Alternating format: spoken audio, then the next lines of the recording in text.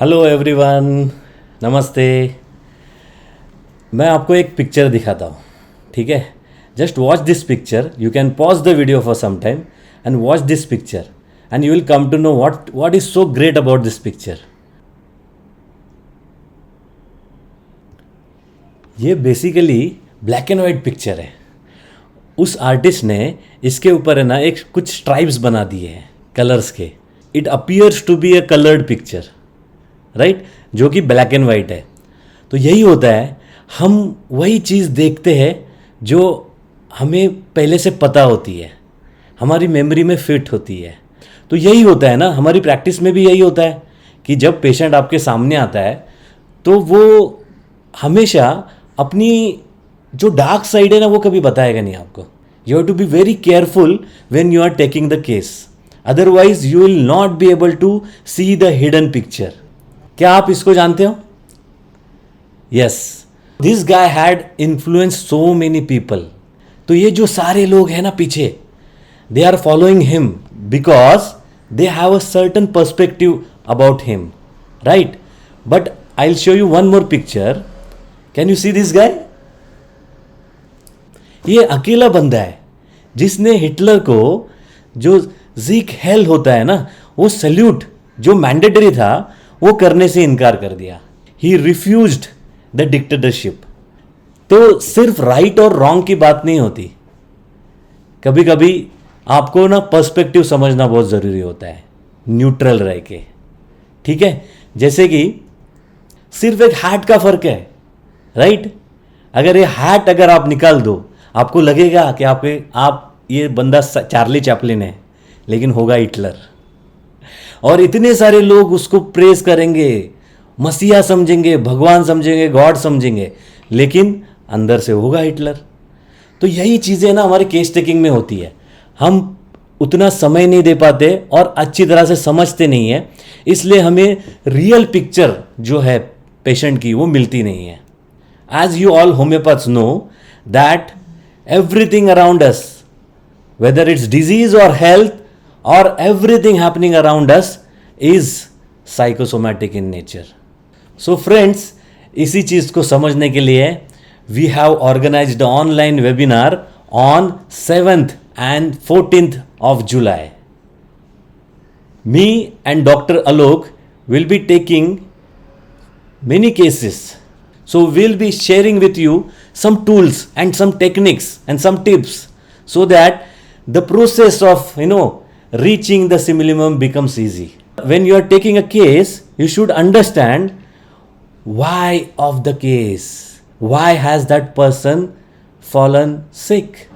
As I said before, the why is almost always psychosomatic in nature. Then what are other tools? Then there is what is the need? What is the need and concern of the patient? To figure out this, you can take help of certain predominant features during the case taking. Then there is how of the patient. As you know, the verbal communication is not that important. The non-verbal is more important, right? So how the patient behaves in your clinic, how he expresses his ideas, how he expresses his conflict. That is the how of the case. Then what is the adaptation of the case? Like if a person has passed through a conflict, how he has adapted himself. देखो, generally we know only 3 adaptations: freeze, flight and fright. But I feel these adaptations are for animals. Human beings are far more evolved than animals, right? So we need to understand this fright, freeze and flight responses in very detail. That is what we are going to do in this webinar. So we will be explaining this based on 4 remedy portraits, okay, out of which 2 rare remedies, then 1 uncommon remedy and 1 common remedy, okay. Of course there will be DD with all close running remedies and much more with the help of various cases. Like one of the case is of a lady that her elder son doesn't listen to her, पढ़ाई नहीं करता है, और mainly जैसे कि ये कहती कि इसका हस्बैंड जो है बैंकर है, तो उसके पास टाइम नहीं है, तो उसको कंपनसेट करने के लिए ये अपने बच्चों के साथ कनेक्ट बनाने की कोशिश कर रही है।